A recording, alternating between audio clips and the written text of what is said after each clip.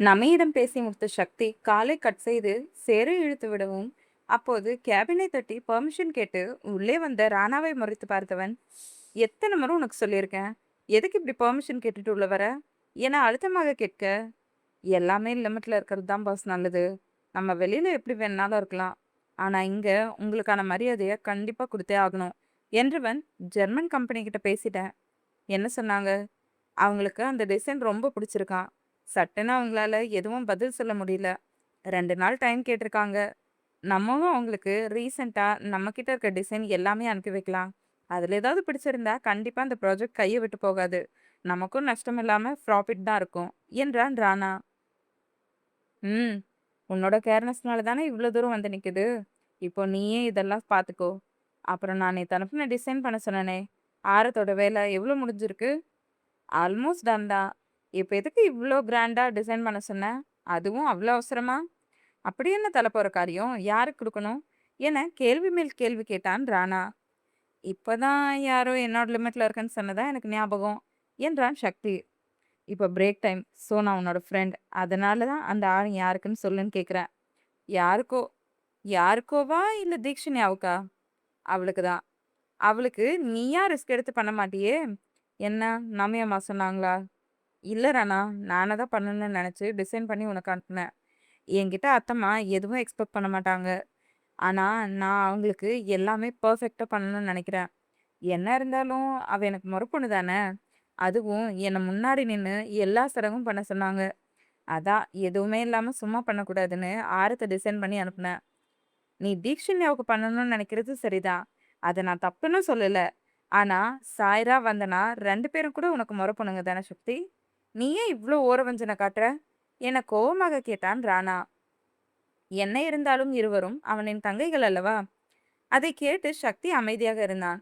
அவனுக்கு தெரியும் ராணா கண்டிப்பாக கோவப்படுவான் என்பதும், அவனின் கோபம் நியாயமான ஒன்றுதான் என்பதும். ஆனால் சக்திக்கு அவர்களுக்கு செய்வதில் சுத்தமாக உடன்பாடு இருந்ததே இல்லை. அதற்கு முக்கியமான காரணம் ஒன்றே ஒன்றுதான். தினேஷின் தங்கை காயத்ரி. அதனாலே அவர்களிடம் ஒட்ட அவனுக்கு சுத்தமாக மனம் ஒட்டவில்லை. ராணாவை கூட சக்தி தோழனாக தான் நினைத்தானோ தவிர, காயத்ரியின் மகனாகவோ, வந்தனா சாய்ராவின் அண்ணனாகவோ இதுவரை அவன் நினைத்ததே கிடையாது. என்ன சக்தி அமைதியா இருக்க? என்ன பண்ண சொல்ற? அவங்களும் உன் மாமா பொண்ணுங்கன்னு சொல்றேன்.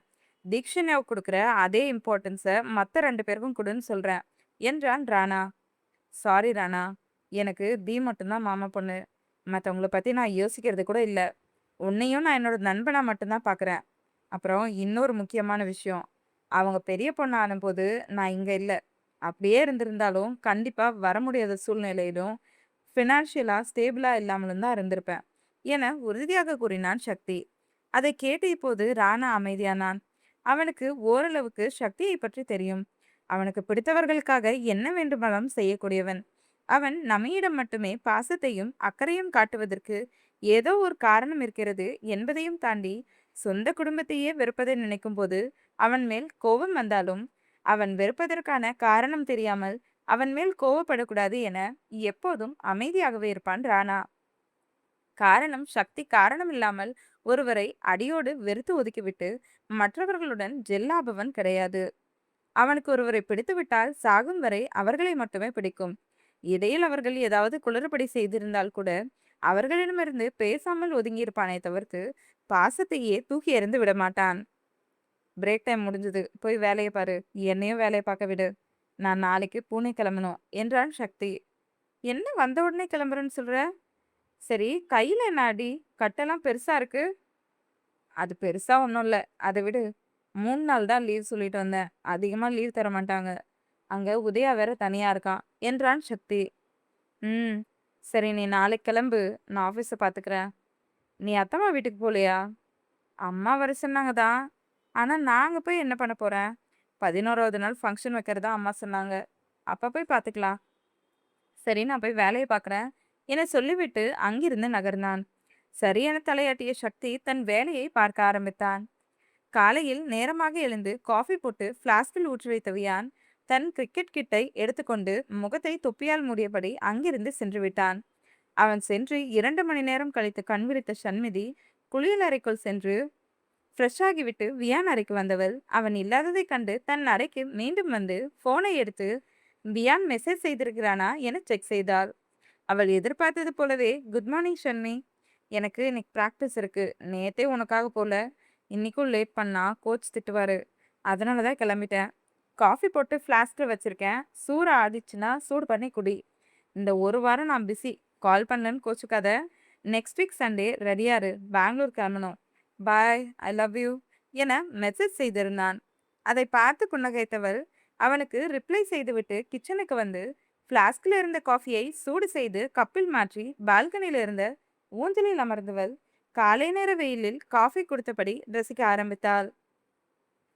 சில நிமிடங்களில் காஃபி குடித்து முடித்தவுடன் முட்டையும் தயிரும் கலந்து ஹேர் பேக் ரெடி செய்து அவளின் முட்டிக்கால் வரை இருந்த கருநீல கூந்தலுக்கு அதை அப்ளை செய்தாள். இளைய பெண்களில் முட்டி வரை நீளமான முடி இருந்தது தீக்ஷித், ஷன்மி இருவருக்கு மட்டும்தான். ஷன்மிக்கு இவ்வளவு முடி வைத்திருப்பது சுத்தமாக பிடிக்காது. காரணம், அவள் இருக்கும் துறை அப்படி. ஆனால் மோகனா அவளை முடியை வெட்டவே கூடாது என ஸ்ட்ரிக்டாக சொல்லியிருந்ததால் அமைதியாக இருக்கிறார். இல்லையென்றால் முடியை இடுப்பு வரை வெட்டி கர்லிங் செய்து இருப்பாள். அவளுக்கு மோகனா அம்மாவாச்சே. சோ அவளின் யோசனையை அறிந்திருந்ததால் தான் அவளுக்கு நிறைய ரெஸ்ட்ரிக்ஷன்ஸை போட்டார். அதில் முக்கியமானது, ஆடை நாகரிகமாக அணிய வேண்டும், முடியை வெட்டக்கூடாது, ஆண்களுடன் நடிக்கக்கூடாது, ஹீரோயின் இம்பார்ட்டன்ஸ் தரும் ரோல்களில் மட்டும்தான் நடிக்க வேண்டும் என பல ஆர்டர்கள். அதையெல்லாம் கேட்டு ஷன்மிக்கு கடுப்பாக இருந்தாலும் அதை ஃபாலோ செய்வதை தவிர வேறு வழியும் இல்லை. ஆனால் இன்று வரை அவளால் சரியாக ஃபாலோ செய்ய முடியாத ஒன்று முடி மட்டுமே. முட்டிக்கால் வரை இருக்கும் முடியை பராமரிக்கவே அவளுக்கு போதும் போதும் என்றாகிவிடும். இதில் இப்போது நடிக்கும் சீரியலில் முழுதாக கொண்டைதான் போட வேண்டும். அதற்கு என்னவெல்லாம் நிலைமை அனுபவிக்கப் போகிறாளோ அவளுக்கு தான் வெளிச்சம். ஹேர்பேக் போட்டு முடித்துவிட்டு 2 மணி நேரம் போனில் மூழ்கியவள் அதன் பின்பு தலைக்கு குளித்து முடித்துவிட்டு நைட் ட்ரெஸ் அணிந்து வந்து பால்கனியில் அமரவும் ராணாவிடமிருந்து கால் வரவும் சரியாக இருந்தது. என்ன மாமா கால் பண்றாரு, என்ன விஷயமா இருக்கும் என யோசித்தபடியே காலை அட்டன் செய்தவள், சொல்லுங்க மாமா, என்ன விஷயம்?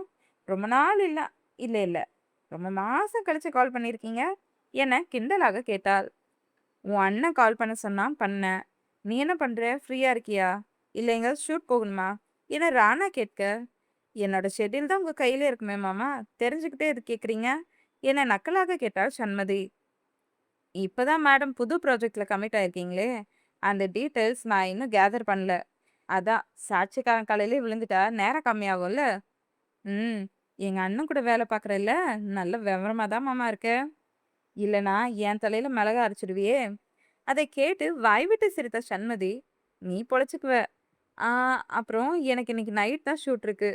அண்ணன் எதுக்கு கால் பண்ணி சொன்னாரு, ஏதாவது சொல்லணுமா? அவன் சென்னை வந்திருக்கான், ஈவினிங் அவனோட பங்களால போயிட்டு மீட் பண்ணு என்றான் ராணா. எந்த பங்களா மாமா? அவனோட வீட்டை தான் சொல்றேன். ஆமா, அப்படியே அங்க போனாலும் என்னை உள்ள விட்டுட்டு தான் அந்த மாதிரி வேலையே பார்க்கும். தோட்டத்திலேயே உட்கார வச்சு பேசி அனுப்பி விட்டுரும் என கவலையாக கூறினாள் சண்மதி. முதல்ல அவன் உன்னை கூப்பிட்டதே பெருசு, இதுல ஃபீல் பண்ணிட்டு இருக்க. என்னெல்லாம் பல தடவை வீட்டுக்கு கூட்டு போயிட்டு கார் காவலா நிக்க வச்சு அசிங்கப்படுத்தியிருக்கான். அப்பெல்லாம் நான் ஃபீல் பண்ணியிருக்கேனா? போ, போயிட்டு என்னன்னு பேசு, எனக்கு வேலை இருக்கு, நான் வைக்கிறேன் என சொல்லிவிட்டு காலை கட் செய்தான். மாமா சொல்றது சரிதான் என நினைத்த சண்மதி பெட்ரூமிற்கு வந்து பிங்க் நிற ஃபுல் ஹேண்ட் அனார்கலி சுடியும் அவளின் ஸ்கின் கலர் லெகினும் அணிந்து ஆடைக்கேற்றது போல முடியை 2 பக்கமும் எடுத்து சென்டர் கிளிப் கொண்டு அடக்கி இருபக்க புருவங்களுக்கும் இடையில் சின்ன பொட்டும் அதன் மேல் குங்குமமும் கண்ணுக்கு ஐலைனர் வைத்து முக அலங்காரத்தை முடித்துக்கொண்டு காலை உணவை ஆர்டர் செய்து சாப்பிட்டு முடித்துவிட்டு டிவியை பார்க்க ஆரம்பித்தாள். தீக்ஷன்யாவுக்கு மருந்தும் மாத்திரையும் சக்தியின் ரூமில் உள்ள மேஜையில் வைத்திருப்பதாக சக்தி சொன்னதை கேட்டு நமக்கு அவ்வளவு சந்தோஷமாக இருந்தது. கரைப்பான் கரைக்க கல்லும் கரையும்னு சொல்லுவாங்க சக்தி, அந்த மாதிரி தான் நீயும் போல என தனக்குள்ளே சொல்லிக்கொண்ட நமி அவன் அறைக்கு சென்று மேஜையில் இருந்த மருந்தும் மாத்திரையும் எடுத்துக்கொண்டு அறையை சுற்றி பார்த்தவருக்கு வருத்தமாக தான் இருந்தது. அவன் பொருள் அனைத்தும் எடுத்து சென்றிருந்தான். அறையே காலியாக இருக்க அவன் சிறுவயதில் தீக்ஷியை தூக்கி வைத்திருந்தது போல இருந்த போட்டோ ஒன்றை மட்டும் சுவற்றில் மாட்டியிருந்தது. அதை பார்த்ததும் நமக்கு புரிந்தது, அவனுக்கு சொந்தமானது மட்டும் எடுத்து சென்றிருக்கிறான் என்று. இதிலே சொல்லாமல் சொல்லிவிட்டான் என்று.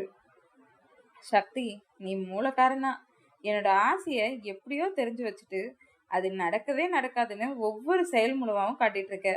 ஆனா உன்னை நீ நல்லா புரிஞ்சுக்கணும். நான் உனக்கே அத்தை.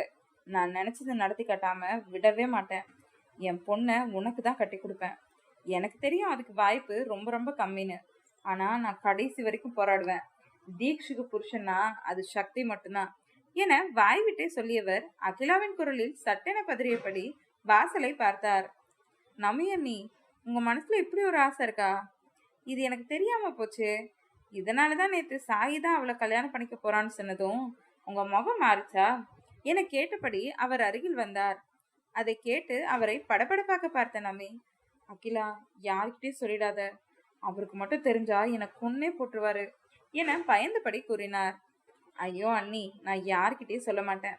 ஏன்னா எனக்குமே ஷாகிக்கு தீக்ஷன்யா மனைவியா வரதுல சுத்தமா உடன்பாடு இல்லை. அதே சமயம் சக்திக்கு அவ மனைவியா வரத பத்தியும் நான் எதுவும் யோசிக்கவும் இல்லை. என்னை பொறுத்த வரைக்கும் தீக்ஷன்யா சின்ன பொண்ணு.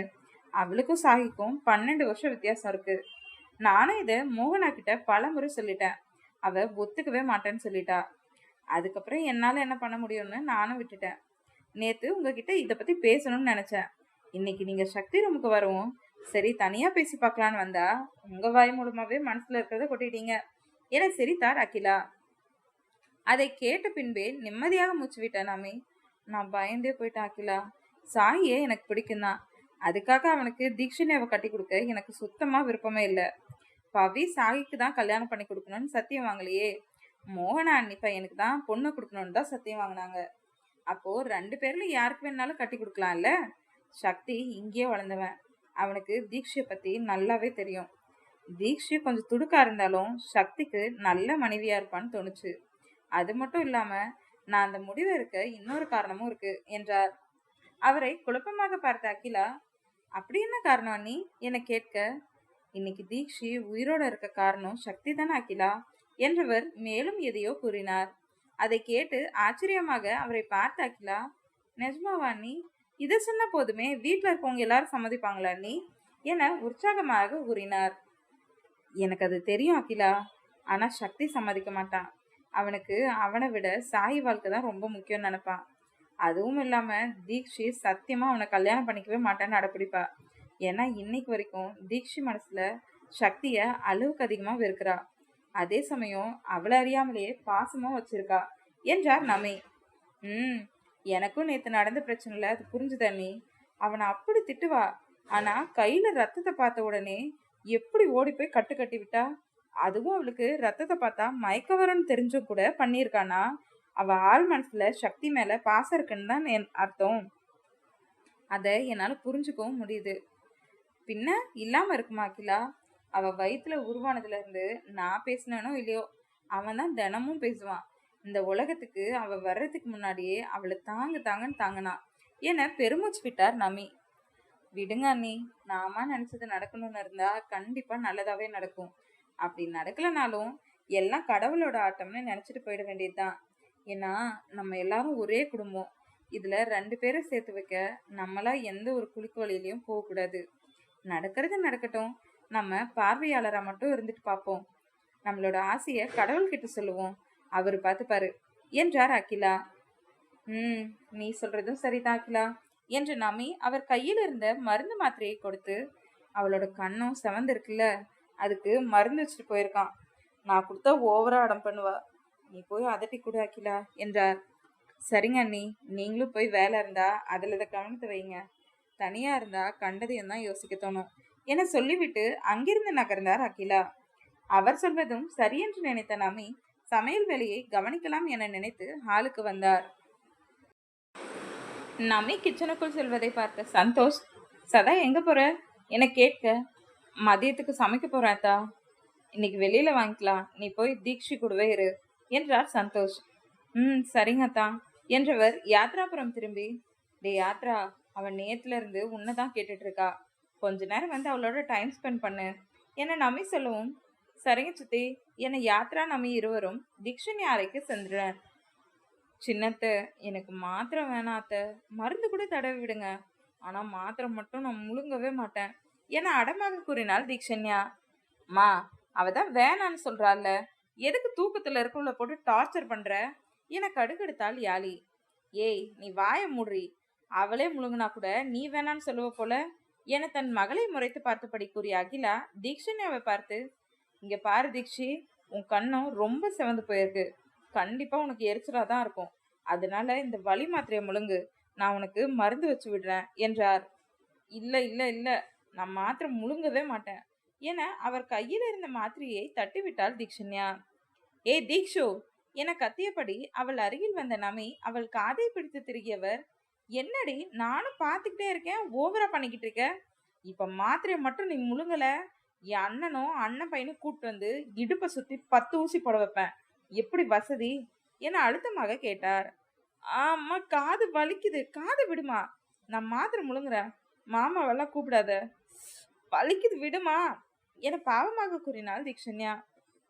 கீபோர்ட் அதுக்கு சின்னத்தை கொடுக்கும் போதே வாங்கி முழுங்கிருக்கலாம்ல, இப்ப பாரு உனக்கு தான் சேதாரம் என கிண்டலாக கூறினான் யாத்ரா. சிபியு நீ கொஞ்சம் அடங்குறியா என தீக்ஷன்யா தன் அம்மாவை பாவமாக பார்த்து, ஐயோ விடுமா வலிக்குது, ஏன் தான் இப்படி பண்ற, ஐஸ்வர்யா, யாழி, சன்வி, வந்தன ஆகாஷ், நான் பாவம் தானே, என்னை காப்பாத்துங்க, இந்த அம்மா என் காதை பிச்சே எடுத்துடும் போல என்றார். அதை கேட்ட அனைவரும் சிரிக்க, அத்தை பாவம் விட்டுடுங்க, அழுதுட போறா என்றாள் யாழி. ஆமா நம்ம அண்ணி விடுங்க, வலிக்க போகுது என்றார் அகிலா. இவ கேடி அகிலா, பார்க்கதான் ஒன்றும் தெரியாத பப்பா மாதிரி முகத்தை வச்சிருப்பா, உடம்பு ஃபுல்லா விஷம், நீங்களே பாத்தீங்கல்ல சக்தி மேல என்ன பழி போட்டான்னு என்றார் நமி அவள் காதிலிருந்து கையை எடுத்தபடியே. ஆ காதை தேய்ச்ச தீக்ஷன்யா, அம்மா அவனுக்கு ரொம்ப தான் சப்போர்ட் பண்ற, ஏதோ நான் போய் சொன்ன மாதிரி என்னையும் திட்டுற, அவன் பண்ணது தானே சொன்னேன். டே சிபியு நீ என்ன பார்த்துட்டு இருக்க, இங்க நான் திட்டு வாங்கிட்டு இருக்கிறதும் அடி வாங்கிட்டு இருக்கிறதும் பார்த்து ரொம்ப சந்தோஷமா இருக்கா உனக்கு. ஆமா கீபோர்ட் என சிரித்து கொண்டே கூறினான் யாத்ரா. அதை கேட்ட அனைவரும் சத்தமாக சிரிக்க அவனை தீக்ஷி முறைக்க, தீக்ஷி எதுக்கு வாயை கொடுத்து வாங்கி கட்டிக்கிற என சன்வி கேட்டாள். வாங்கி கட்டிக்கிறது அப்படின்னு என்னக்கா என அதிமுக்கிய கேள்வியை கேட்ட தீக்ஷன்யாவை பார்த்து அனைவரும் முறைக்க, நான் என்ன கேட்டேன்னு எல்லாரும் எப்படி பாக்குறீங்க, தெரியாம தானே கேட்டேன் என பாவமாக கூறினாள். ஆமா ஆமா உனக்கு ஒண்ணுமே தெரியாது, முதல்ல மாத்திரையை முழுங்குடி என்றார் நமி அதட்டலாக. நமி அண்ணி எதுக்கு அவளை திட்டிட்டே இருக்கீங்க, அவ சமத்தா மாத்திரை முழுங்கிப்பா, நீங்க உட்காருங்க என்று அகிலா போர்வையில் விழுந்த மாத்திரையை எடுத்து தீக்ஷு கையில் கொடுத்து தண்ணீர் சொம்பையும் மற்றொரு கையில் கொடுத்தார். ஐயோ இன்னைக்கு மாத்திரை முழுங்குறதுல இருந்து தப்பிக்க முடியாது போலயே, எல்லாரும் நம்மளையே பாக்குறாங்களே, கொஞ்ச நேரம் அசந்தா நான் மாத்திரை தூக்கி போட்டுருவனே என மனதிலேயே புலம்பினாள் தீக்ஷன்யா. அவள் மனதில் நினைப்பதை சரியாக கணித்த யாத்ரா, கீபோர்ட் நீ மனசுல நினைக்கிறது எதுவும் நடக்காது, தேவையில்லாம பிளான் பண்ணாம சீக்கிரம் முழுங்கு என நக்கலாக கூறினான். சிபியு எனக்கும் ஒரு நாள் வரும், அப்ப உன்னை வெறுப்பேத்துறேன் பாரு என மனதில் நினைத்து கொண்டவளுக்கு வேறு வழி இல்லாமல் மாத்திரையை முழுங்கி தண்ணீரை குடித்து முகத்தில் அருவருப்பான ரியாக்ஷனை காட்டினாள். அவ்வளோ கசப்பாவா இருக்கு என யாத்ரா கேட்க, வாக் வாந்தியே வர மாதிரி இருக்கு, அம்மா அத்தைங்க வாங்கிட்டு வந்த ஸ்வீட்ஸ் எடுத்து கொடுமா, இல்லைனா இங்கேயே வாந்தி எடுத்துருவேன் என முகத்தை சுளித்து கூறினாள் தீக்ஷன்யா. நமியும் எதுவும் சொல்லாமல் பால்கோவாவை எடுத்து அவளுக்கு ஊட்டிவிட்டார். அதை சப்பி மென்ற பிறகே முகத்தை நார்மலாக வைத்துக் கொண்ட தீக்ஷன்யா, அம்மா செம்மையா இருக்கு, எனக்கு இன்னும் கொஞ்சம் கூட என கேட்க அதை கேட்டு அனைவரும் சிரித்தனர். அவள் கன்னத்தில் மருந்து பூசிவிட்ட அகிலா, வாங்கிட்டு வந்திருக்கிறது எல்லாமே நீ சாப்பிடதான், கொஞ்சம் கொஞ்சமா சாப்பிடுவ, இப்போ மாத்திரை முழுங்கிருக்குல்ல அதனால ரெஸ்ட் எடு, அப்புறம் நானே உனக்கு ஸ்வீட் எடுத்து தரேன் என்றார். சரிங்க சின்னத்த என சொல்லிவிட்டு படுத்துக்கொண்டாள் தீக்ஷன்யா. அவளுக்கு போர்வியை கழுத்து வரை பொறுத்து விட்ட அகிலா சாயரா தூங்கி கொண்டிருப்பதை பார்த்து, இவ எப்ப படுத்தா என கேட்க, அவ வந்த உடனே டயர்டா இருக்குன்னு படுத்துட்டா சித்தி என்றாள் சன்வி. ஓ அப்ப காலையில சாப்பிடலையா, வேணான்னு சொல்லிட்டா, சரி ரொம்ப டயர்டா இருப்பான்னு நாங்களும் விட்டுட்டோம் என்றாள் ஐஸ்வர்யா.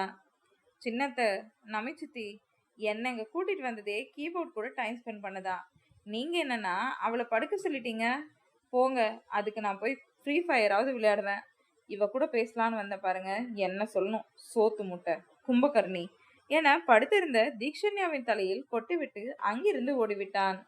ஆ சிபியு குரங்கு மாட்டாமலையா போயிடுவ, அப்போ மண்டையில இருக்க முடியெல்லாம் பிச்சு எடுக்கிறனா இல்லையா பாரு என கத்திவிட்டு தலைவரை போர்த்தி கொண்டு மீண்டும் படுத்து விட்டாள். அகிலா, இதுங்க எப்பவும் இப்படிதான் பண்ணிட்டு இருப்பாங்க, இதெல்லாம் பெருசா கண்டுக்காத என்றார் நமி. அகிலா தன் மகளை புன்னகையுடன் பார்ப்பதை கவனித்து என்றார் அகிலா. அதன் பின்பு இளைய பெண்களுடன் அமர்ந்து பழைய கதைகளை அடிக்கத் தொடங்கினர். சில நிமிடங்களில் மோகனா, வர்ஷா, கீதா, காயத்ரி, புவியும் வந்து அவர்களுடன் சேர்ந்து கொண்டனர். மதியமானது கூட தெரியாமல் பெண்கள் அனைவரும் பேச்சு சுவாரஸ்யத்தில் இருக்க, அப்போது அங்க வந்த வள்ளி, என்ன சந்த கடை மாதிரி நை நைன்னு பேசிட்டு இருக்கீங்க, மணி 2 ஆயிடுச்சு, வாங்க சாப்பிடலாம் என்றார். என்ன மணி 2 ஆயிடுச்சா என மோகனா, கீதா இருவரும் வாயை பிளக்க, ஆமா 2 தான், அது கூட தெரியாம பேசிட்டு இருக்கீங்க, தீக்ஷு கூட சன்வியை விட்டுட்டு மற்றவங்க எல்லாம் கீழே வாங்க சாப்பிடலாம் என சொல்லிவிட்டு வள்ளி முன்னே செல்லவும், நீங்க எல்லாரும் போங்க, தீக்ஷியும் சாய்ராவும் தூங்குறாங்க, அவங்க எழுந்ததுக்கு அப்புறம் நாங்க 3 பேரும் ஒன்னா சாப்பிட்டுக்கிறோம் என்றாள் சன்வி. சரி என மற்றவர்கள் அனைவரும் டைனிங் ஹாலுக்கு வந்து அமர, ரது எங்க அக்காவை காணோம் என காயத்ரி கேட்டார். அக்காவும் தீக்ஷியும் தூங்கிட்டு இருக்காங்கம்மா, அவங்க கூட சன்வி அக்கா இருக்காங்க, எனக்கு ஃபர்ஸ்ட் தான், அதான் நான் வந்துட்டேன் என்றாள் வந்தனா. முன்னவே சொல்ல மாட்டியா, உங்க அப்பாவுக்கு மட்டும் உன்னோட பசியை விட்டுட்டு இருக்கேன்னு தெரிஞ்சது என்னை கொன்னே போட்டாலும் போட்டுவாரு, வா வந்து உட்காரு, நான் உனக்கு ஊட்டி விடுறேன் என்றார் காயத்ரி. சரி என தலையாட்டியபடி காயத்ரி அருகில் வந்து அமர்ந்தாள் வந்தனா. அதை பார்த்து அனைவரும் புன்னகையுடன் அமர, வழக்கம் போல் புவி, நமி, கீதா மூவரும் பரிமாறவும், வந்தனாவுக்கு காயத்ரி ஊட்டவும் நிஷாவுக்கு சரவணன் ஊட்டிவிட்டான். காயத்ரி வந்தனாவுக்கு ஊட்டி விடுவதை பார்த்த நிஷா சரவணன் மடியிலிருந்து வலுக்கட்டாயமாக இறங்கி ஆத்ரேயன் மடியில் கஷ்டப்பட்டு ஏற, அவளை ஒற்றை கையால் தூக்கி தன் மடியில் அமர்த்தி கொண்டவன், என்ன நிஷா, எதுக்கு இப்படி ஓடி வந்த, உனக்கு அப்பா அப்பு ஊட்டவா என கொஞ்சியபடியே கேட்டான். பூவா அப்பா இல்ல, அம்மா, அம்மா பூவா நிஷா குட்டி என காயத்ரி வந்தனா இருவரையும் கை காட்டி, அது மாதிரி எனக்கும் அம்மா ஊட்டணும் என்றாள். அவள் பேச்சு அனைவருக்கும் புரியாமல் இருந்தாலும் அவள் கை காட்டி சொன்னதும் அவள் என்ன சொல்ல வருகிறாள் என புரிந்தது. அதில் அனைவருக்கும் அடுத்த வாய் உணவு இறங்க மறுத்தது என்பதே உண்மை. ஆத்ரேயனுக்கு இதயம் வலித்தது. பெற்ற பிள்ளையின் இயக்கம் அவனுக்கும் விளங்கியது. மனதிலேயே தற்கொலை செய்து கொண்டு இறந்து போன காதல் மனைவியை திட்டி தீர்த்தான் அவன். நிஷா சொன்னதை கேட்டு அனைவரும் அமைதியாக கலங்கி போய் அடுத்த வாய் உணவு தொண்டையில் இறங்க மறுத்து அமர்ந்திருக்க, பா அம்மா பூவா என நிஷா மீண்டும் சொல்லவும் அனைவரின் நெஞ்சமும் வலித்தது. அண்ணா, நிஷா குட்டி புரியாம பேசிட்டு இருக்கா, தயவு செஞ்சு ஃபீல் பண்ணாத என தன் பக்கத்தில் அமர்ந்திருந்த ஆத்ரேயன் கையை பிடித்தாள் சாகி. என்னால முடியல சாகி, காலையில ஏதோ சாதாரணமா சொல்றான்னு நினைச்சிட்டேன், ஆனா இன்னைக்கு அம்மா எனக்கு அப்பு ஊட்ட மாட்டாங்களான்னு கேட்கவும் மனசு வலிக்குது என கலங்கிய கண்களுடன் கூறினான். அதை கேட்டு அனைவருக்கும் அவன் நிலை புரிய, ரேயா, நடக்கிறது நடக்க போறது எல்லாமே நல்லதுக்குன்னு நினைச்சுக்கோ, ஆனா நான் ஒண்ணு மட்டும் சொல்றேன், நீ உனக்காக இல்லைனாலும் நிஷாவுக்காக இன்னொரு கல்யாணம் பண்ணிக்கிறது சரின்னு தோணுது. உனக்கே தெரியும், உங்க அப்பா முதல்ல எப்படி இருந்தா, உங்க அம்மா வந்ததுக்கு அப்புறம் எப்படி மாறினான்னு. எல்லா பொண்ணுங்களும் கெட்டவங்கெல்லாம் ஒன்றும் கிடையாது, ஏதோ ஒரு சூழ்நிலை அவங்கள கெட்டவங்களா மாத்திடும். நல்லா யோசிச்சு சொல்லு, நான் உனக்கு பொண்ணு பார்க்குறேன், உனக்கு பொண்டாட்டியாவும் நிஷாவுக்கு இன்னொரு அம்மாவாவும் அந்த பொண்ணு கண்டிப்பா இருப்பா என்றார் தினேஷ். தினேஷ் சொன்னதும் ரேனால் சட்டென மறுக்க முடியவில்லை. இதுவே கொஞ்ச நேரத்துக்கு முன்பு சொல்லியிருந்தால் வேண்டவே வேண்டாம் என்று மறுத்திருப்பான். ஆனால் இப்போது அதே சமயம் அவனால் ஒற்றுக்கொள்ளவும் முடியவில்லை. முதல் காதல் அவன் மனதில் இன்னும் அழியாமல் இருக்க, அதற்குள் இன்னொரு திருமணமா என நினைத்தவனுக்கு நெஞ்சம் வலித்தது. கலங்கிய கண்களுடன் தினேஷை பார்த்தவன், என்னால என்ன முடிவு எடுக்கிறதுன்னு கூட யோசிக்க முடியல சித்தப்பா, அவளை என்னால மறக்கவே முடியல, அவ இருந்த மனசுல இன்னொருத்திய எப்படி என்னால வச்சு பார்க்க முடியும், உங்களாலேயோ இல்ல அப்பாவாலேயோ சித்தி அம்மாவை தவிர வேற ஒரு பொண்ண முதல்ல யோசிக்க முடியுமா என கேட்டான். கண்டிப்பாக அவர்களால் முடியாது என்பது குடும்பத்தார் அனைவருக்கும் தெரியும். தினேஷ், ஹரிஷ் இருவருக்கும் அவன் சொன்னது புரிந்தது. ஆனா எங்க நிலைமையும் அவன் நிலைமையும் ஒண்ணு இல்லையே என நினைத்த தினேஷ், ரேயா, எங்க நிலைமையும் உன்னோட நிலைமையும் ஒண்ணு கிடையாது. காதல்னா விட்டு கொடுக்கணும். ஈகோ, அழகு, அறிவு பார்த்து வர்றது காதல் கிடையாது. நீ அவளை உண்மையாதான் காதலிச்ச. பட் அவ எதுக்காக உன்னை காதலிச்சா, உன் கூட வாழ்ந்தான்னு உனக்கே நல்லா தெரியும். உனக்கு இன்னும் வயசு இருக்கிறையா, சொன்னா புரிஞ்சுக்கோ. நிஷாவுக்கு தாய்ப்பாசம் வேணும், அதுக்காகவாது சரின்னு சொல்லு என பொறுமையாக கூறினார். என்னமோ பண்ணுங்க சித்தப்பா என சொல்லிவிட்டு நிஷாவுக்கு ஊட்டத் தொடங்கினான். அவனுக்கும் தினேஷ் சொல்வது புரிந்தது. தனக்காக இல்லை என்றாலும் தன் மகளுக்காக இறங்கி வந்தான். அவன் சொன்னதை கேட்டு அனைவரின் முகமும் மலர, தினேஷ் கையை பிடித்த கீதா, ரொம்ப நன்றி தினேஷ். நாங்க இந்த 2 வருஷமா அவன்கிட்ட பல தடவை சொல்லியும் கேட்காதத நீங்க ஈஸியா புரிய வச்சுட்டீங்க என கண்கலங்க கூறினார். என்ன கீதா நன்றின்னு சொல்லிட்டு இருக்க? அவன் உனக்கு மட்டும் இல்ல, எனக்கும் பையன்தான். அவனுக்கு நீ அறிமுகமாகறதுக்கு முன்னாடியே நான் அறிமுகமாயி, அவன் சேட்ட, அழுக எல்லாமே ரசிச்சுவேன். அப்படிப்பட்டவனுக்கு ஒரு நல்ல வாழ்க்கை அமையணும்னு நானும் நெனப்பேன். புருஷனும் பொண்டாட்டியும் என்ன நன்றியோட பார்க்காதீங்க. அவனுக்கு செய்யறது என்னோட உரிமை. நானே அவனுக்கு நல்ல பொண்ணா பார்க்கிறேன் என்றார். என அனைவரும் தலையாட்ட, தினேஷ், விரோனக்கா வீட்ல இதுக்கு ஒத்துக்கணும். முதல்ல அவங்க கிட்ட பேசிட்டு, அதுக்கப்புறம் பொண்ணு பார்க்குற வேலைய ஆரம்பிக்கலாம் என்றார் குணா. நீங்களும் அம்மாவும் அவங்க வீட்ல போய் பேசுங்கப்பா. நிஷாவோட நிலைமைய பொறுமையா சொல்லி புரிய வைங்க. பேத்தி மேல பாசம் இருந்தா அவங்க கண்டிப்பா ஒத்துக்குவாங்க என்றார் தினேஷ். ஆமா மாமா, நானும் கூட வரேன். போய் பேசி பார்க்கலாம் என்றார் சந்தோஷ். அதை கேட்டு அவரை முறைத்துவிட்டு சாப்பிடத் தொடங்கினார் தினேஷ். ரேயன் திருமணத்திற்கு சம்மதம் சொன்னதில் அனைவரின் மனமும் குளிர்ந்து போயிருக்க, நிறைவாக சாப்பிட்டுவிட்டு ஹாலில் உள்ள சோஃபாவில் அமர்ந்தனர். சித்தா, தேய்ச்சி பொண்ணு குடுகுடுவா என கண்ணாமூச்சி விளையாட சரவணன் கையை பிடித்து இழுத்தாள் நிஷா. அதை கேட்ட அனைவரும் சிரிக்க, டேய், நீ இதுக்காக தான் பீடியாட்ரிஷன் படிச்சியா என கிண்டல் செய்தான் சாஹி. அண்ணா, கிண்டலா? அவளுக்கு வீட்ல விளையாட நானும் ஐஸ்வர்யாவும் தானே இருக்கோம். அதனால எப்பவும் நாங்க தான் விளையாட்டு காட்டிட்டு இருப்போம். அந்த பழக்கத்துல தான் வந்து கேக்குறா என்றவன் நிஷாவிடம், தேய்ச்சி விளையாட வேணாம், குடுகுடு துரத்துற விளையாட்டு விளையாடலாம். நான் இப்போ ஓடுறேன், என்ன துரத்து என சொல்லியபடியே கொஞ்சம் மெதுவாக சோஃபாவை சுற்றி ஓட ஆரம்பித்தான். அதை பார்த்து அனைவரும் சிரிக்க, சித்தா, சித்தா, நிஷா குடுகுடு, புச்சா, சித்தா டிஷ்யூம் என பிதற்றிக் கொண்டு அவனை துரைத்துக் கொண்டு ஓடினாள். சில நிமிடங்கள் இப்படியே கிடக்க, அவளால் முடிந்த மட்டும் அவனை துரத்தி சோர்ந்து போனவள், வாசல் கதவு திறந்திருக்க கதவின் முனையில் கால் தடுக்கி, அம்மா என அலறவும், அவளை ஒரு மென்மையான கரண் தாங்கவும் சரியாக இருந்தது. நிஷா விழுவது போல் தடுமாறுவதை பார்த்து அனைவரும் வேகமாக அவள் அருகில் வர, ரேன் வந்து பிடிப்பதற்குள், அப்போதுதான் வீட்டிற்குள் வந்த இனியா அவளை தாங்கி இருக்க, அவள் பயப்படவும் சட்டென தூக்கி தன்னோடு அணைத்துக் கொண்டார். இனியாவின் கழுத்தை கட்டிக்கொண்ட நிஷா, மா, மா என முனகி அவளோடு ஒன்றினாள். அதை பார்த்து ஆத்ரேயனுக்கு கோபம் வர, வெடுக்கென்று அவளிடமிருந்து நிஷாவை பிடுங்கி தன் தோளில் போட்டு தட்டி கொடுக்க, பா, அம்மா என இனியாவை நோக்கி கை காட்டி அவளிடம் தாவ முயற்சி செய்தாள். ஆத்ரேயனை பார்த்த இனியா, இவன் என்ன லூசா? ஏற்கனவே பயந்துட்டு இருக்க குழந்தைய இப்படி புடுங்குறான் என நினைக்க, ரேயா, எதுக்கு இப்படி படுக்குன்னு புடுங்குற? நிஷா அழுகிறா பாரு என்ற ஹரிஷ் தன் மகனை முறைத்துக் கொண்டே பேத்தியை வாங்கினார். தா, அம்மா, அம்மா என இனியாவிடமே அவள் கையை காட்டி தாவ முயற்சித்ததா அவள் செய்கை அனைவருக்கும் அதிர்ச்சியை கொடுத்தது. ஆனால் தினேஷுக்கு மட்டும் அவள் செய்கைக்கான அர்த்தம் புரிந்தது. சரவணன் காலையில், அம்மா நிறைய குழந்தைங்கள காப்பாத்த போயிருக்காங்க, அவங்க சூப்பர் உமன் என சொன்னது அவள் மண்டியில் பதிந்திருக்க, இன்று இனியா அவளை கீழே விழாமல் பிடித்ததில் அவள்தான் சூப்பர் உமன் தன் அம்மா என நினைத்து கொண்டு அவளிடம் ஒட்ட முயற்சி செய்கிறாள் என புரிந்து கொண்டவர் ஹரிஷிடம் கண்ணை காட்டினார். அவர் பார்வையின் அர்த்தம் உணர்ந்த ஹரிஷ் இனியாவை புரியாமல் பார்த்தபடி பேத்தியை அவளிடம் கொடுத்தார். ஏனென்றால் தினேஷ் குடும்பத்தை தவிர மற்ற யாருக்கும் இனியாவை யாரென்றே தெரியாது. கையில் வைத்திருந்த கவரை கீழே வைத்த இனியா குழந்தையை வாங்கி தன் நெஞ்சில் சாய்த்து முதுகில் தட்டி கொடுக்க, அவளையே முறைத்து பார்த்து கொண்டிருந்தான் ரேயன்.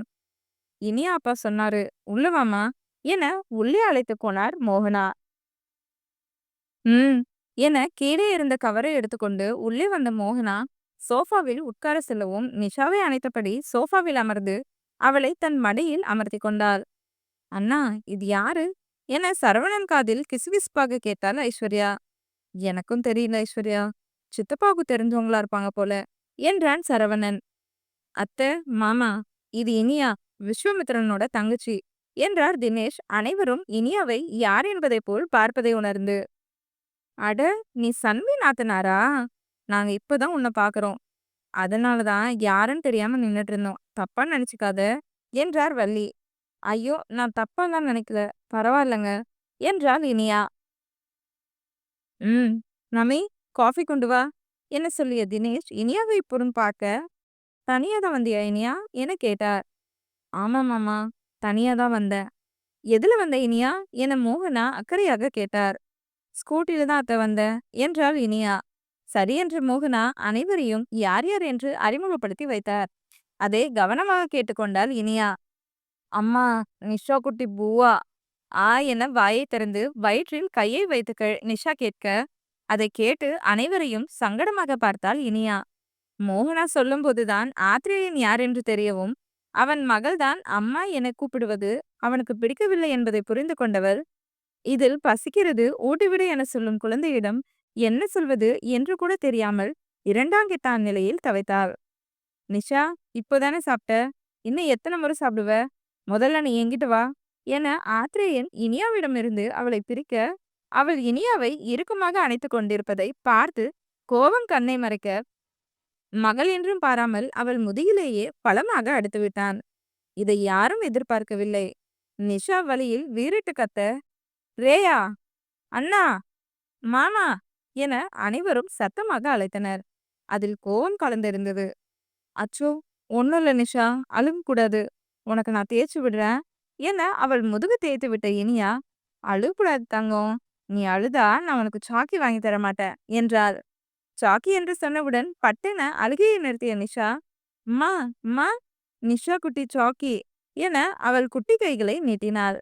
கண்களில் அழுது இருந்த தடயம் தெரிய, கியூட்டாக பேசி கையை நீட்டிய நிஷாவின் கியூட்னஸ் அழகாக இருக்க, அவள் கன்னத்தில் முத்தம் வைத்த இனியா தன் பர்சிலிருந்து மஞ்சை பிரித்து சிறிது துண்டு அவள் வாயில் ஊட்டிவிட்டாள். அதை நிஷா சப்பி சாப்பிட, இருவரையும் ஒன்றாக பார்த்த கீதா ஹரிஷின் மனம் குளிர்ந்து போனது. கணவன் மனைவி இருவரும் ஒருவரை ஒருவர் பார்த்து கண்ணால் பேசிக்கொண்டு தினேஷை எதிர்பார்ப்புடன் பார்த்தனர். இனியா நிஷா இருவரையும் கவனித்துக் கொண்டு இருந்த தினேஷ் ஏதோ தோன்றவும் ஹரிஷை பார்க்க, அவரும் தன்னை பார்ப்பதை உணர்ந்து அவர் மனதில் என்ன இருக்கும் என அவருக்கும் புரிந்தது. ஆனால் இது சாத்தியமாகுமா என்பது அவருக்கு தெரியாது. இனியா வாழ்க்கையில் நடந்த சம்பவம் நவீனின் மூலம் தினேஷுக்கு தெரியும். அதனால் கொஞ்சம் தடுமாறினார். "அண்ணா, இவங்க அண்ணியா வந்தா நல்லா இருக்கும்ல" என ஐஸ்வர்யா சொல்ல, "அதுக்கு அவன் ஒத்துக்கணுமே ஐஸ்வர்யா" என்றாள் யாழி. "ஏன் அக்கா, ஒத்துக்க மாட்டாங்களா? எனக்கும் இவங்கள பிடிச்சிருக்கு" என்றான் சரவணன். "இனியா பார்க்க தான் ரொம்ப சந்தோஷமா இருக்க மாதிரி இருக்கு. அவளுக்குள்ள பல வழி இருக்கு சரவணா. ஒரு பொண்ணுக்கு வாழ்க்கையில இப்படியெல்லாம் கூட நடக்குமான்னு யோசிக்கிற அளவுக்கு இனியா வாழ்க்கையில நடந்திருக்கு. 4 வருஷமா நடந்ததை மறக்க முடியாம வேலை வேலைன்னு ஓடிக்கிட்டு இருக்கா" என்றாள் யாழி கவலையாக. அவளும் இனியாவும் தோழிகள்தான். இனியாவுக்கு மனசு பாரமாக இருந்தால் யாழியிடம்தான் பேசுவாள். அப்படி ஒரு நாள் பேசும்போது அவள் வாழ்க்கையில் நடந்த அனைத்தும் கொட்டி தீர்த்து வெடித்து அழுது இருந்தாள். "அப்படி என்னக்கா நடந்தது?" என வந்தனா கேட்க, "அப்புறம் சொல்றேன்" என்றாள் யாழி. சரியென மூவரும் தலையாட்ட, அப்போது காஃபி கொண்டு வந்த நமி நிஷா இனியாவிடம் ஒட்டிக்கொண்டிருப்பதை பார்த்து புன்னகைத்தபடி அவளிடம் காஃபியை கொடுத்தார். காஃபி கப்பை வாங்கி டீப்பாயில் வைத்த இனியா, "அம்மா அப்பாவால வர முடியலன்னு தான் நான் வந்தேன். எனக்கு தெரிஞ்சது எல்லாம் வாங்கிட்டு வந்திருக்கேன்" என சொல்லியபடி ஒரு கவரை நமி கையில் கொடுத்தாள். "நீ வந்ததே எங்களுக்கு சந்தோஷம் தான்டா" என புன்னகையுடன் அவள் கொடுத்த கவரை வாங்கி கொண்டார் நமி. "அம்மா, அது அது சாக்கியா? நிஷா குட்டி தான் சாக்கி" என நமி கையில் இருந்த கவரை நோக்கி கையை காட்டினாள் நிஷா. "நிஷா குட்டிக்கு தினமும் ஒரு சாக்கி தான். நாளைக்கு இன்னொரு சாக்கி அவங்க தருவாங்க. அதனால தான் அவங்க கிட்ட கொடுத்தேன்" என்றாள் இனியா. இனியா சொன்னது அவளுக்கு புரிந்ததோ என்னவோ, சரி என தலையாட்டி, "அம்மா, நிஷா குட்டி பூவா" என வயிற்றை தொட்டி பாவமாக இனியாவை பார்த்தாள். அதை கேட்ட இனியா என்ன செய்வது என்று தெரியாமல் யாழியை பாவமாக பார்த்தாள். அவளை பார்த்து சிரித்த யாழி, "நிஷா குட்டிக்கு தான் பசிக்குதுன்னு சொல்றால, கொஞ்சமா ஊட்டி விடுறி" என்றாள் யாழி. "ஆமாம்மா, நிஷா பூவா" என மீண்டும் நிஷா வயிற்றை தொட்டு காமிக்க, நமி வேகமாக சென்று ஒரு குட்டி பிளேட்டில் சாப்பாடு போட்டு வந்து இனியா கையில் கொடுத்தார். இனியா தினேஷை பார்த்தாள். அவளுக்கோ கடந்த காலத்தில் நடந்ததெல்லாம் கண்முன் வந்து நின்று பயமுறுத்த, எங்கு தான் ஊட்டிவிட்டால் நிஷாவுக்கு ஏதாவது ஆகிவிடுமோ என மனம் பயத்தை கொடுத்தது. இனியா, ஊட்டி விடுமா என தினேஷ் சொல்லவும் சுயநினைவு வந்த இனியா நமியிடமிருந்து பிளேட்டை வாங்கி சாதத்தை பிசைந்து கொஞ்சம் கொஞ்சமாக ஊட்டிவிட்டவளுக்கு கண்கள் கலங்கியது. 4 வருடத்திற்கு முன்பு தனக்கும் கல்யாணம் நடந்து பெண் குழந்தை பிறக்கும், அவளை கொஞ்சம் கொஞ்சம் விளையாடி சாப்பாடு ஊட்ட வேண்டும் என்று எத்தனை கனவோடு இருந்திருப்பாள். அதெல்லாம் அன்று ஒரு நாளில் உடைந்தது மட்டுமில்லாமல் ஒரு உயிர் தன்னால் தான் போய்விட்டதே என்ற குற்ற உணர்வில் இன்றளவும் தவித்து கல்யாண வாழ்க்கையே வேண்டாம் என வெறுத்துதானே பெங்களூர் வந்து மனதிற்கு நிம்மதியான குழந்தைகளை பார்த்து கொள்ளும் நர்ஸ் வேலையை பார்த்து கொண்டிருக்கிறாள். அம்மா, தண்ணி என்ற நிஷாவின் அழைப்பில் பழைய நினைவிலிருந்து வெளிவந்தவள் பக்கத்தில் இருந்த தண்ணீர் பாட்டிலை எடுத்து அவளுக்கு குடிக்க கொடுத்து பின் உணவை முழுதாக ஊட்டிவிட்டு தட்டிலேயே கை கழுவி வாயை தொடுத்து தன் ஷாலால் அவள் வாயை மென்மையாக துடைத்து விட்டாள். அதை பார்த்து ரேன் தவிர மற்ற அனைவரும் புன்னகைத்தனர். மாமா, இவங்களுக்கு நார்மலாவே குழந்தைய எப்படி ஹேண்டில் பண்றதுன்னு தெரியுது என்று சாகித்யாவிடம் கூறினான் யாத்ரா. அவங்க நர்ஸ் யாத்ரா. அதுவும் இல்லாம அவங்க அண்ணன் கம்பெனிய சைட்லயும் பாத்துக்கிறாங்க. சோ பொறுமையும் சமயோஜித புத்தியும் நிறையவே அவங்களுக்கு இருக்கு என்றான் சாகித்யா. ம். அவங்கள பார்த்தாவே அவங்க கிட்ட பொறுமை இருக்கிறது புரியுது மாமா என்றவன் ரேயனிடம்.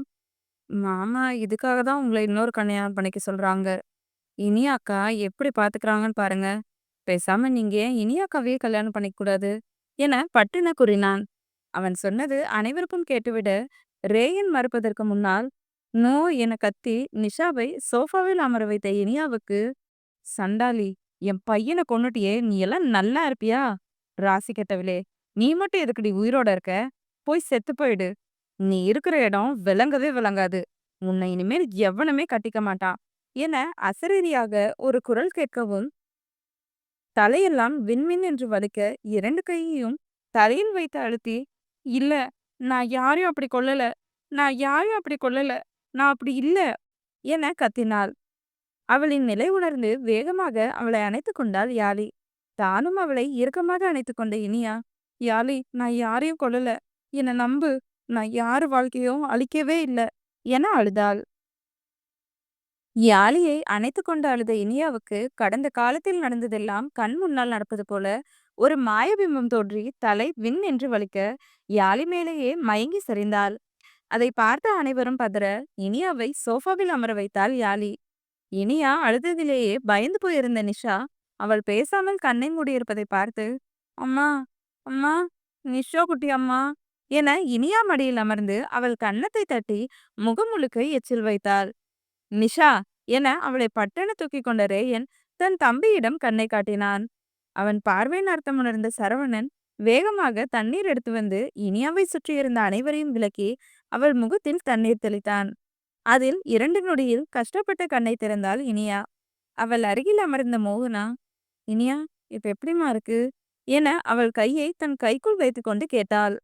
அப்போதே தான் எங்கே இருக்கிறோம், என்ன நடந்தது என்பது நொடிக்குழுதில் மண்டையில் உரைக்க மோகனாவை சங்கடமாக பார்த்து, அத்தை, சாரி, நான் ஏதோ யோசனையில, சாரி அத்தை, உங்களை தொந்தரவு பண்ணிட்டேன் என வருத்தமாக கூறினாள். எங்களுக்கு எந்த தொந்தரவும் இல்லை இனியா, நீ சங்கடமாக பேசுறது தான் எங்களுக்கு ஒரு மாதிரி இருக்கு என்றார் தினேஷ்.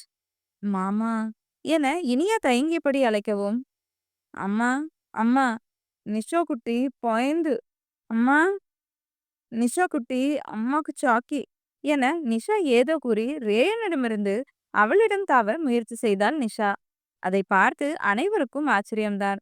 சிறிது நேரத்தில் இனியாவுடன் இவ்வளவு ஜெல்லாகுவாள் என்று யாருமே எதிர்பார்த்திருக்கவில்லை. கீதா, ஹரிஷ், குணா, மேகலை 4வருக்கும் அதில் சந்தோஷம்தான். என்றாலும் ஆத்ரேயனுக்கு ஆத்திரமாக வந்தது. அதில் என்ன செய்கிறோம் என யோசிக்காமல் நிஷா என உரக்க கத்தி அவளை கீழே நிற்க வைத்து, என்ன நிஷா புது பழக்கம், தெரியாத யாரையோ அம்மான்னு சொல்ற, நான் உன்கிட்ட சொன்னேனா அவ உன்னோட அம்மான்னு, நானும் பார்த்துட்டு தான் இருக்கேன், ரொம்ப தான் செல்லம் கொஞ்சுற, என்ன நினைச்சிட்டு இருக்க என ஒற்றை விரல் நீட்டி மிரட்டி அவள் வாயிலேயே அந்த விரலால் அடி போட்டான். ஆ, அம்மா என நிஷா வீறிட்டு கத்தினாள். ரேயன் கொஞ்சம் பலமாகவே அடித்திருந்தான். நிஷாவை பட்டென தூக்கி கொண்ட சரவணன், அண்ணா, உனக்கு என்ன பைத்தியமா பிடிச்சிருக்கு, அவ சின்ன குழந்தை, அவகிட்ட போய் உன்னோட கோவத்தை காட்டுற குழந்தை யார் பாசம் காட்டுறாங்களோ அவங்க கிட்ட தான் போகும். அது மட்டும் இல்லாம பெத்து போட்டா தான் தாய்ன்னு இல்ல. சும்மா உன்னோட இஷ்டத்துக்கு நிஷா மேல கை வைக்கிற வேலை வச்சுக்காத. இங்க பாரு குழந்தை உதட்டுல இருந்து ரத்தம் வருது. நீ எல்லாம் இவளுக்கு அப்பான்னு சொல்லிடாத என பொரிந்து தள்ளிவிட்டு நிஷாவின் முதுகை தட்டி கொடுத்து கொண்டு அங்கிருந்து நகர்ந்தான். ரேயா, அவன் சொன்னதுல தப்பு ஒண்ணும் கிடையாது. நீ இப்படியெல்லாம் நடந்துக்கவே மாட்டியே, உனக்கு என்னாச்சுடா என மாயவன் கேட்க, நான் இப்படியெல்லாம் நடந்துக்க இவ தான் காரணம். என் பொண்ண நான் இதுவரைக்கும் அடிச்சதே இல்ல. அப்படிப்பட்ட என்னையே அடிக்க வச்சுட்டா என மனதில் நினைத்துக்கொண்டு இனியாவை முறைத்து பார்த்தான். சத்தம் கேட்டு தீக்ஷி அறையிலிருந்து வந்த சன்வி இனியா அமர்ந்திருப்பதை பார்த்து வேகமாக அவள் அருகில் வந்து, இனியா, என்ன இந்த பக்கம்? நல்லா இருக்கீங்களா என புன்னகையுடன் கேட்டாள். நல்லா இருக்கேன் அண்ணி. அம்மா அப்பா தீக்ஷிய பார்த்துட்டு வர சொன்னாங்க. அதான் வந்தேன். நீங்க எப்படி அண்ணி இருக்கீங்க? அண்ணா கிட்ட பேசுனீங்களா என இனியா கேட்க, ஆமா. அவன்கிட்ட பேசுறது ஒண்ணுதான் குறைச்சல். அவன நெனச்சாலே கடுப்பா இருக்கு. இதுல அவன்கிட்ட வேற பேசணுமா? என மனதில் நினைத்துக் கொண்டவள், தன் அம்மா, அப்பா தன்னை பார்ப்பதால் வேறு வழியில்லாமல், "ஆ, பேசிட்டு தான் இனியா இருக்கேன்" என்றாள் வரவழைக்கப்பட்ட புன்னகையுடன். அதைக் கேட்ட அனைவரும் புன்னகைக்க, "ஷன்வி, 2 பேரும் எழுந்துட்டாங்களா?" என காயத்ரி கேட்க, "இல்ல அத்த, இன்னும் தூங்கிட்டு தான் இருக்காங்க." ஆமா, நிஷா குட்டி அழுத மாரி சத்தம் கேட்டுச்சு. அவ அழுதாளா? என சன்வி கேட்க, ஆமா சன்வி, எல்லாம் உன் அண்ணனால தான். அவன் தான் அவள அடிச்சுட்டான் என தன் மகனை முறைத்துக் கொண்டே கூறினார் ஹரிஷ். அண்ணா எதுக்கு அடிச்சாரு என யோசித்துக் கொண்டே ரேயனை பார்க்க, அவனோ இன்னும் இனியாவை முறைத்துக் கொண்டிருந்தான். அவனை பார்க்கவே தயங்கியபடி அமர்ந்திருந்தாள் இனியா. அதையெல்லாம் பார்த்தவளுக்கு ஏதோ நடந்திருக்கிறது என்று மட்டும் புரிந்தது. இப்போ எதுவும் கேட்க வேண்டாம் என்று நினைத்து தன் அம்மாவை பார்த்து, மாம், இனியாவுக்கு ஏதாவது சாப்பிட கொடுத்தீங்களா என கேட்டாள். உன் நமியத்த காஃபி கொண்டு வந்து குடுத்தாங்க. அவ குடிக்கவே இல்ல. அத விடு, நீ என்ன அவள பேர் விட்டு கூப்பிடுற? உன்னை விட வயசுல மூத்தவள இப்படிதான் கூப்பிடுவியா என தன் மகளை முறைத்துக் கொண்டே கேட்டார் மோகனா. ஐயோ அத்தை, நான் தான் அவங்கள பேர் சொல்லியே கூப்பிட சொன்னேன். அவளை விட 2 வயசு தானே எனக்கு அதிகம். அவ இனியான்னு கூப்பிடுறது தான் எனக்கு கம்ஃபர்டபுளா இருக்கு என அவசரமாக கூறினாள் இனியா. பெரியம்மா, விடுங்க. அவள மரியாதையா கூப்பிட்டாலும் ரொம்ப வயசானவ மாதிரி ஃபீல் கொடுக்கும் என்றாள் யாழி. ம் என மோகனா தலையை ஆட்ட, அத்த நான் கிளம்புறேன். இன்னைக்கு நைட் டியூட்டி இருக்கு என்றாள் இனியா. அவளுக்கு இங்க இருக்கவே ஒரு மாதிரியாக இருந்தது. தீக்ஷியை பார்க்க கூட தோன்றாமல் ரேயன் பார்வையிலிருந்து தப்பித்தால் போதும் என்று தோன்றியது. சரி இனியா, பார்த்து போயிட்டு வா என்றார் மோகனா. சரிங்க அத்த என்றவள் அனைவரிடமும் சொல்லிவிட்டு வெளியில் வந்து ஸ்கூட்டியை ஸ்டார்ட் செய்தவளுக்கு நிஷாவின் நினைவு வந்தது. ஐயோ, நிஷா கிட்ட சொல்லவே இல்லையே. இப்போ உள்ள போனாலும் நல்லா இருக்காது. அதுவும் அவங்க வேற முறைச்சு பாக்குறாங்க. எதுக்கு வந்த இடத்துல சலுப்பு சங்கட்டம் என நினைத்து கொண்டே அங்கிருந்து சென்றாள். ரேயா, இவ்ளோ கோவம் எதுக்கு? அப்புறம் கோவம் வந்தாலும் கண்ட்ரோல் பண்ண ட்ரை பண்ணு. நிஷாவை அடிக்கிற வேலைலாம் வச்சுக்காத என அழுத்தமாக கூறினார் தினேஷ். சாரி சித்தப்பா, இனிமே நிஷாவை ஹர்ட் பண்ண மாட்டேன் என்றான் வருத்தமாக. ம் நீ சொன்னதை செய்வன் நம்புறேன் என ஒவ்வொரு வார்த்தையாக அழுத்தி கூறினார். அதை கேட்ட ரேயனுக்கு புரிந்தது. தான் கல்யாணத்துக்கு ஒற்றுக்கொண்டதை தான் சொல்கிறார் என்று. இப்போது நிஷாவின் மனநிலையை அறிந்து கொண்டவனுக்கு மறுப்பு சொல்லவும் மனம் வரவில்லை. சரிங்க சித்தப்பா, நான் சொன்னபடியே செய்றேன் என அதே அழுத்தத்துடன் கூறினான் அவன். நல்லது என்றார் தினேஷ்.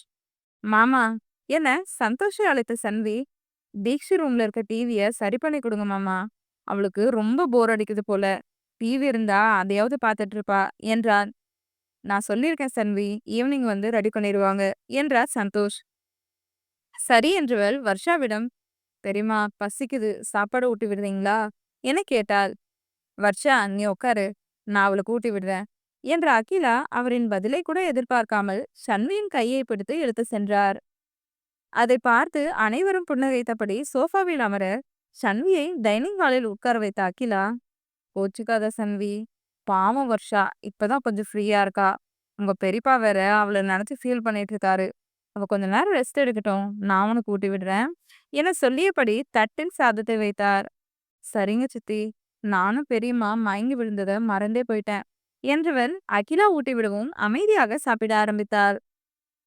ஜிஜி குட்டிக்கு உணவை வைத்துவிட்டு கேப் புக் செய்த சன்மதி வீட்டை பூட்டிவிட்டு முகத்தை மறைத்தபடி கீழே வரவும் கேப் வந்து நிற்கவும் சரியாக இருந்தது.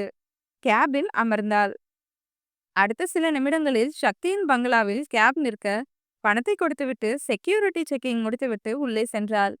அவள் வந்தது சக்திக்கு தெரிவித்திருக்க அவன் வெளியில் வந்து நின்றான். அவனை பார்த்ததும் ஓடி வந்து அவன் நெஞ்சிலேயே விழுந்தாள் சன்மதி. அவள் முதுகை சுற்றி கையை போட்டு சில நிமிடங்கள் இருவரும் அணைத்தபடியே நின்றனர். இருவரின் வாழ்க்கையிலும் பல பூகம்பத்தை தாண்டி வந்ததாலோ என்னவோ சக்திக்கு சன்மி என்றால் உயிர். அதே போலதான் சன்மிக்கும். அவளை தன்னிடமிருந்து பிரித்து அவள் நெற்றியில் முத்தமிட்ட சக்தி, எப்படி இருக்க மதி என கேட்டான். நான் நல்லா இருக்கேன்னா, நீ எப்படி இருக்க? உன்னை பார்த்து ரொம்ப வருஷமாச்சு. ஆளே அடையாளம் தெரியாத மாதிரி இருக்க. ஆனா சும்மா சொல்லக்கூடாது. ஹீரோ மாதிரி செம்ம அழகா இருக்கண்ணா என அவன் கன்னத்தில் முத்தம் வைத்தாள். அவள் தலையை தடவி கொடுத்த சக்தி, தோட்டத்துல போய் உட்காரு, நான் காஃபி போட்டு கொண்டு வரேன் என சொல்லிவிட்டு வீட்டிற்குள் சென்றான். அவன் வீட்டிற்குள் அழைக்க மாட்டான் என ஷண்மிக்கு தெரியும் என்பதால் எதுவும் பேசாமல் தோட்டத்திற்கு வந்து அங்கிருந்த செயற்கை மரபிச்சில் அமர்ந்தாள். சில நிமிடங்களில் 2 காஃபியுடன் வந்த சக்தி அவளுக்கு ஒன்றை கொடுத்துவிட்டு அவள் அருகில் அமர்ந்து தானும் காஃபியை குடிக்க ஆரம்பித்தான். காஃபி குடித்து முடித்ததும், அண்ணா எதுக்கு வர சொன்ன? என்கிட்ட என்ன சொல்லணும் என கேட்டாள் சன்மதி. அவன் காரணமில்லாமல் அழைக்க மாட்டான் என அறிந்து. அவள் நினைத்தது போலவே அவன் பேச அவன் சொன்னதை கேட்டு அதிர்ச்சியில் உறைந்து விட்டாள் சன்மதி.